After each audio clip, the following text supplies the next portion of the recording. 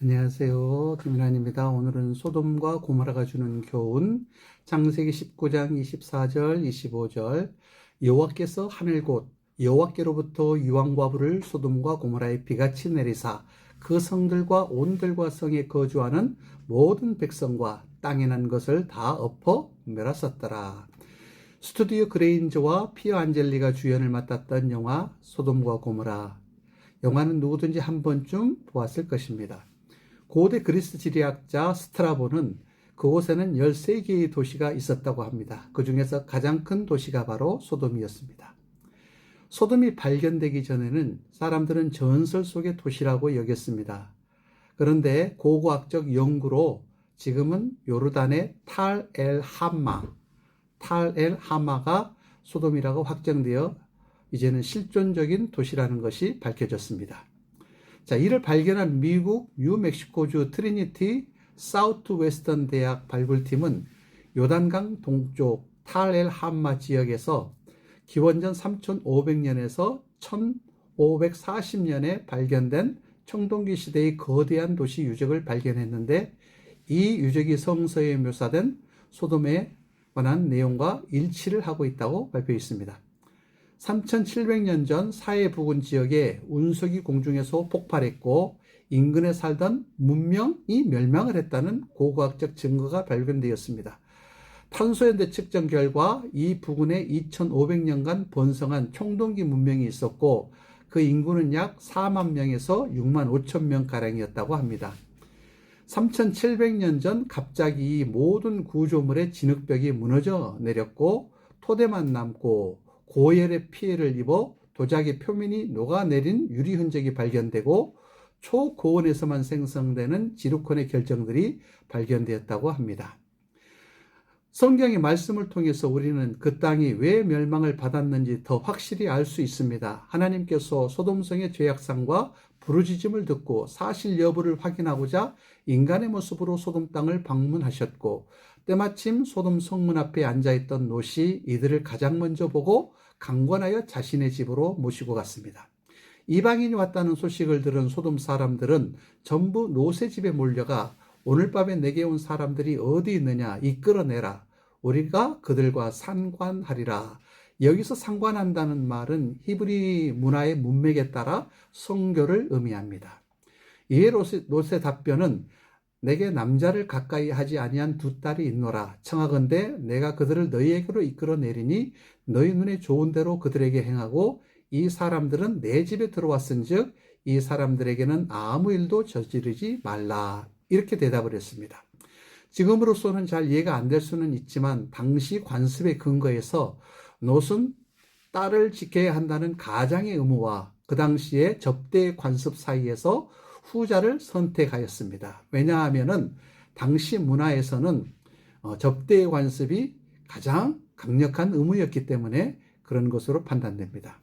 그러나 소돔 사람들은 우리는 여성이 필요 없으니 남성 손님을 달라고 요구하였고 개인을 상대로 폭동을 일으킬 준비를 하였습니다. 이 사건을 통해 사실 여부를 확인한 천사들은 자신의 정체를 밝혔고 여호와께서 이곳을 멸하시려고 우리를 보내었다. 이렇게 말을 했고 드디어 소돔을 멸하려고 이제 시작을 했죠.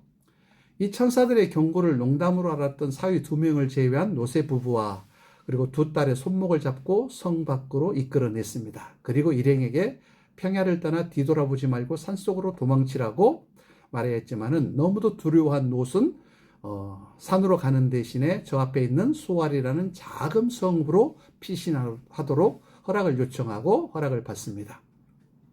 롯이 소알에 들어갈 때에 해가 돋았더라. 여호와께서 하늘 곧 여호와께로부터 유황과 불을 소돔과 고모라에 비같이 내리사 그 성들과 온들과 성에 거주하는 모든 백성과 땅에 난 것을 다 엎어 멸하셨더라. 이렇게 말씀을 하였던 겁니다. 자, 소돔이 왜 멸망을 하였을까요? 소돔은 영문으로 읽어보면 이 소돔이는 학문 선교를 뜻합니다. 소돔에서는 당시에 근친상간이나 동성선교, 그 다음에 수간이 성행했다고 알려져 있었습니다. 그래서 창세기 13장 13절에 보면 소돔 사람은 여호와 앞에 악하며 큰 죄인이었더라 라고 했습니다. 그래서 하나님께서는 불과 유황으로 소돔을 멸망시키신 것입니다. 또 우리가 잘 아는 로마 시대의 폼페이 유적 홍등가 지역 벽면에 이런 낙서글이 발견되었습니다. 이곳은 소돔 고모라와 같다. 이런 낙서가 있었습니다. 그 당시에 이 폼페이도 얼마나 성적으로 타락을 했는지 또 얼마나 심각했는지를 알게 해주는 그런 내용입니다. 결국 이러한 그 성적 타락은 하나님이 심판을 하시는 겁니다. 폼페이는 어떻게 심판을 받았습니까? 우리가 잘 아는 것처럼 베수비우스 화산이 폭발함으로 말미암아 순식간에 4에서 6m의 화산재로 덮이게 되고 화산재뿐만 아니라 용암이 덮었고 순식간에 그 도시는 멸망을 당한 것은 우리는 잘 알고 있습니다. 레위기 18장 22절에는 이렇게 나와 있습니다. 너는 여자와 동침함같이 남자와 교합하지 말라. 이는 가증한 일이니라.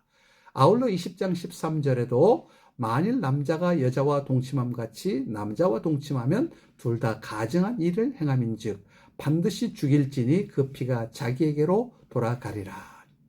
한 남자와 한 여자가 만나서 가정을 꾸리고 후세를 이어나가는 것은 가장 인간적인, 보편적인, 가장 중요한 일입니다.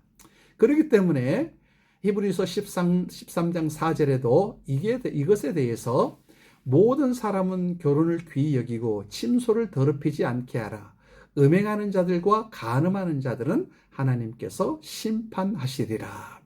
하나님께서 용서하지 않는 죄악 중에 하나가 바로 음행과 간음입니다. 그렇기 때문에 이것은 돌이킬 수 있는 것이 아니기 때문에 하나님의 심판만이 남아있는 겁니다. 세상이 돌아가는 원리, 세상이 생존하는 원리는 의인의 원리입니다. 시편 16편 4절에 보면 땅에 있는 성도들은 존귀한 자들이니 나의 모든 즐거움이 그들에게 있도다. 아브라함도 롯도 하나님이 믿는 성도입니다. 때문에 하나님은 그들로 인하여 즐거워하셨을 겁니다. 하나님께서 소돔으로 가시기 전에 아브라함의 집을 방문하셨습니다. 그들에게 늦둥이 아들의 소식을 전하고 또 자신의 일을 아브라함에게 알려주시려고 방문한 것입니다. 창세기 18장 17절에 하나님께서 이렇게 말씀하셨습니다. 여호와께서 이르시되 내가 하려는 것을 아브라함에게 숨기겠느냐. 그리고 20절 21절에 소돔과 고모라에 대한 부르짖음이 크고 그 죄악이 심히 무거우니 내가 이제 내려가서 그 모든 행한 것이 과연 내게 들린 부르짖음과 같은지 그렇지 않은지 내가 보고 알려 하노라. 이렇게 말씀을 하시면서 아브라함에게 자신이 할 일을 알려주신 거죠. 아브라함도 이미 소돔에 대해서는 잘 알고 있었을 것입니다. 자신의 조카 롯이 그곳에 살고 있기 때문에 아브라함은 급해진 거죠. 그래서 하나님은 공의로 심판하는 분이 아닙니까? 의인을 악인과 함께 멸하려 하십니까? 이렇게 되묻습니다. 만약에 소돔 땅에 의인이 50명이 있다면, 아니면 45명이 있다면, 아니면 30명이 있다면, 20명이 있다면, 10명이라도 있으면 어떻게 하시겠습니까? 이렇게 되묻습니다. 이때 하나님께서 말씀하시기를 내가 10명으로 말미암아 멸하지 아니하리라. 10명만 있어도 소돔을 멸하지 않겠다. 이렇게 아브라함에게 약속을 하신 거죠. 아브라함의 입장에서는 아무리 구제불능이고 타락한 소돔이라고 그래도 5만 명이 사는 거대 도시인데 거기서 10명의 의인이 없을까? 그래서 아마 멸망하지 않을까라고 확신을 했었던 것 같습니다.